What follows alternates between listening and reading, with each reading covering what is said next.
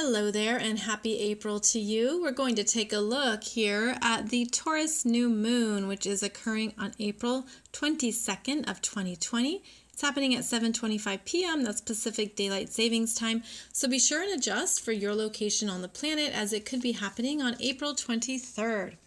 So the Taurus New Moon is occurring at 3 degrees of Taurus. And so you can see the sun and the moon are conjunct at 3 degrees of Taurus in 23 minutes. And that means they are together. It is the masculine and the feminine, the yin and the yang, anima, animus, coming together, a nice hug and kiss, and then the moon travels onwards. But every time they make this conjunction once a month, we are being asked to seed an intention, to bring together our own masculine and feminine, unite them, and solidify what is ready to be planted at this time. What are you ready to put energy towards so that it will grow and develop over the next lunar cycle? So at the early degrees here of Taurus, we have a lot happening, and that's making this a very rare Taurus new moon. There is a lot of discomfort, in fact, because we have the sun and the moon together, and yet they have just gone past an exact square to Saturn at 1 degree of Aquarius, 41 minutes, so nearly 2 degrees of Aquarius.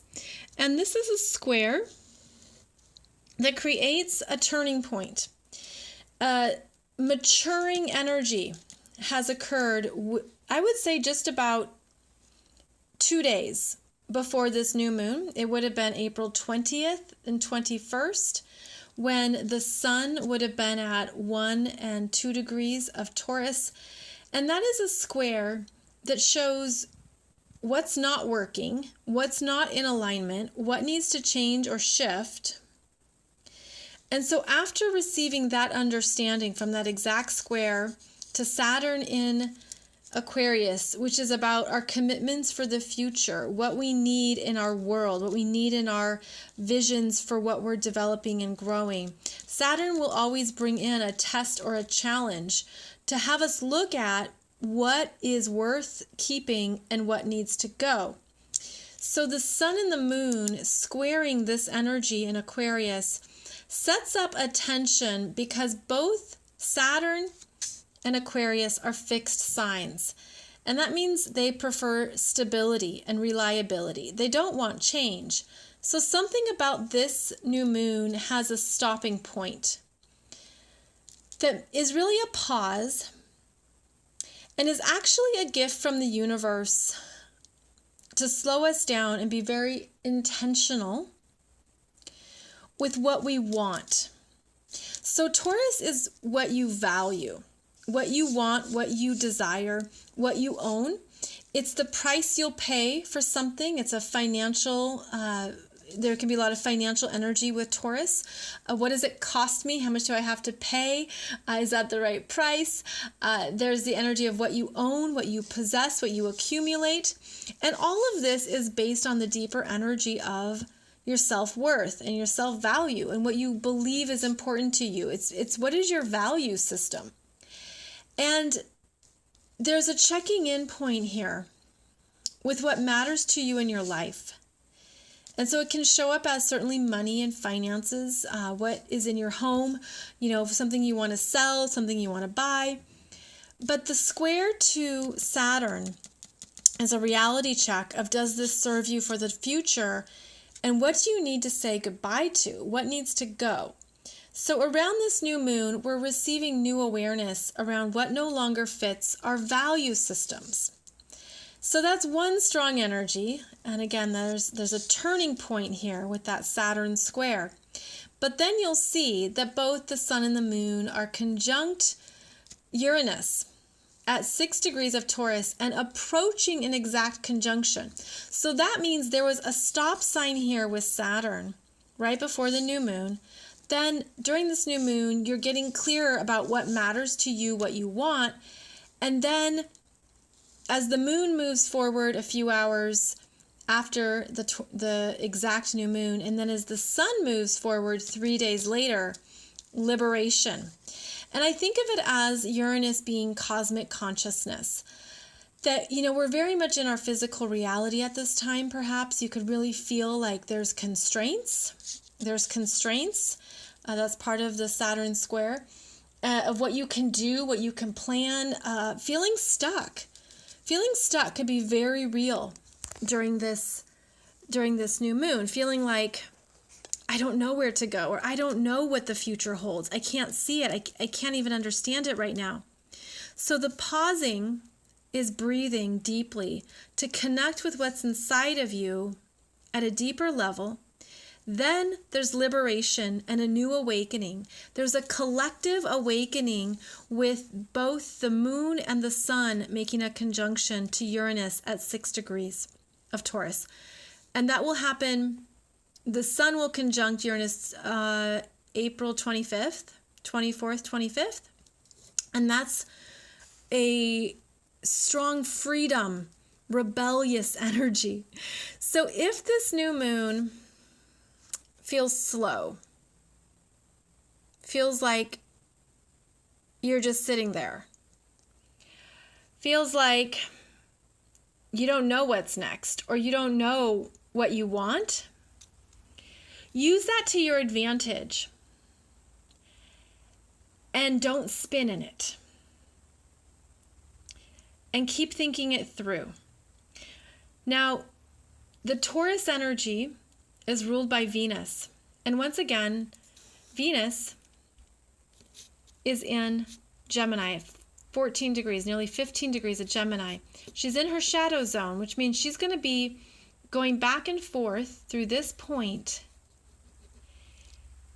in Gemini into August. And I'm just thinking as I go through all this, and I'm just intuitively feeling like there's something at this new moon that comes to your awareness, that comes to our awareness. It could feel like you're stuck or stagnant. You don't know what's next. You don't know where to turn. You don't know what to do. And Venus being the ruler in Gemini, she brings about many options, possibilities, choices, the ability to adapt and to be flexible and to stay mentally aware of what's important to you. I feel like there's a collective value reset in this new moon. Like you have new understanding of what's important in your life. And that's what's going to set you free and be empowering and be invigorating. And Venus is helping you see things differently and open up to some new things and new possibilities that maybe you weren't aware of that you want. But she's going to be doing that into August. So this new moon brings in, I'm getting the energy of just sitting, like just sit and breathe through it and allow yourself space and time to alleviate any pressure. Because the freedom, I'm feeling this as it's like breaking out. Again, but it has to do with the collective value shift. A rise in potential consciousness, a new understanding of what matters to you and what you want going forward, and a reset of what you thought was possible. Now, let's just follow the energy trail here for a minute, because as we look at the ruler of the new moon being Venus, Venus in Gemini is going to be retrograde, and she goes retrograde from 5 degrees of Gemini to 21 degrees of Gemini, and her retrograde begins in May, the middle of May. She's ruled by Mercury, who is in Aries. This is a very fast talking, fast thinking, fast moving Mercury. And this Mercury is, what do I want in that Aries? What do I want? What matters to me? Who am I now? What interests do I have now that I didn't have before? And then I noticed how this Mercury is going to move ahead and get a square to both Pluto and Jupiter here in Capricorn. I feel like it's like the pressure to birth something could be quite strong. Now, one more thing is how Mercury in Aries. Aries is ruled by Mars. Mars is in Aquarius.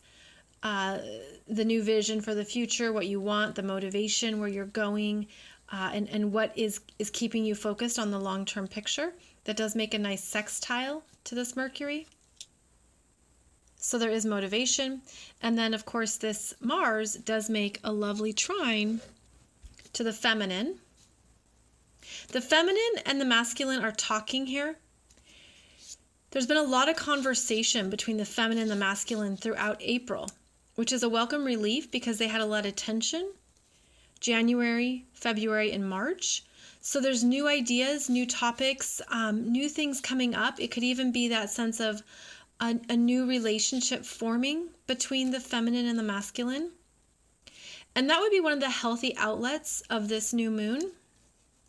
Because it could be too that if we were to focus on relationships, there's new value systems in relationships at this time that are emerging, that are elevating relationships, taking them to a new place of self-expression, freedom, consciousness, understanding where you're going together.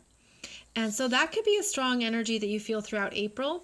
You know, it's important to note that both the Libra full moon that was on April 7th and the Taurus new moon here are both ruled by Venus. And she's in Gemini for both of those lunations and for a number of months. So everything comes back to this Venus and Gemini and what she's teaching us, what we're learning. Stay open to new information, new understanding, new concepts, to what you didn't know before. Stay open to understanding new ways to communicate and to express yourself. This Venus in Gemini is reworking our throat chakras throughout August. She's reworking our communication patterns, what we're here to say and do and speak, how we stand in love of ourselves for our truth and for what we need to say, write, speak, present, all of that. So there's a very strong energy that keeps coming back to Venus and Gemini that's activating the throat chakra, personal expression, communications that are based in your heart and that are based in the feminine expressions, but supported by the masculine. Okay, so a really interesting dialogue here between the masculine and the feminine, which is quite lovely, especially when you look at the other tensions that are unfolding during this new moon. So if you are feeling that stagnation and stuckness, ready for the liberation, ready for the revolution or the freedom that's to come, we're really being advised to talk it out and to communicate and to share what we want for the future, to stay focused on the long-term vision, and to know that you can get there. The Taurus energy will wonder, well, what do I need to do to get there? How much will it cost me? What do I have to buy? I don't know if I can do it. I don't know if I have the energy for it. So those are some of the lower expressions of Taurus. But there's like a necessary pause here. There's just a necessary pause. So that can help with your expectations of yourself as we move through the middle of April into the second half of April, is there's a slowdown of something, and that's needed. So trust it. Definitely trust it. The other thing is that Pluto is going very slow right now to station retrograde on April 24th and 25th. So all planets are direct for this new moon. And then we're going to have Pluto stationing retrogrades shortly. So there's movement into this new future and the new reality and the new values that you are beginning to see in a fresh way and in a new way. And give yourself breathing room. Give yourself time to just sit and go within and listen to your own messages. And I feel like that's one of the best ways to navigate this new moon, and perhaps even some of the tensions that are happening through the middle to late days in April. Thank you for joining me. I hope this has been helpful. I hope this has given you some things to understand. I hope it's been validating as well if you're feeling the frustrations that are very possible at this time. Just remember, we're all in this together. We're all collectively creating our new world together, and to stay focused on the highest possible vibrations, the highest possible outcomes. Direct yourself to be a part of that. Ensure that that is part of your value system, and that will put you in alignment with the abundance and the happiness that is your really your divine birthright. So thank you for joining me, friends. I'll be back here soon for another video. And in the meantime, I so appreciate your subscribes, your likes, and your comments. I'll see you soon.